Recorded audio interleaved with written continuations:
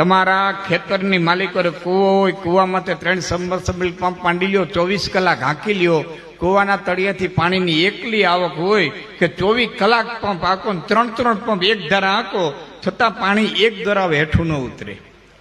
એક દરાવ પાણી હેઠું ન ઉતરે એટલી તળિયેથી આવક હોય. એના એ પંપને 10 દિવસ બંધ કરી દો. તમે કોઈ દી જોયું કૂવો છલકાઈ નીકળી ગયો હોય? આવક ચાલુ છે, પંપ બંધ કરી દો, છલકા નીકળી જવો જોઈએ ને. કોઈ દી જોયું કૂવો છલકાઈ નીકળી ગયો હોય? ન છલકે. શું કરવા? એને પોતાના તળનું પાણી છે.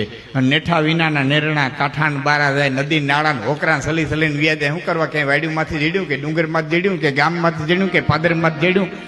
પોતાના બળવાળા હોય એટલા કોઈ દી ન છલકે. પારકાના બળમાંથી જતા હોય ને એટલા છલકી છલકીને વ્યા જતા હોય. પોતાની મહેનત, પોતાનું બળ, પોતાની તાકાત, પોતાની ઉર્જા, પોતાનો પાવર બીજાના બળમાંથી જતા હોય ને, ઈ છલકે. પોતાના બળવાળાનો છે.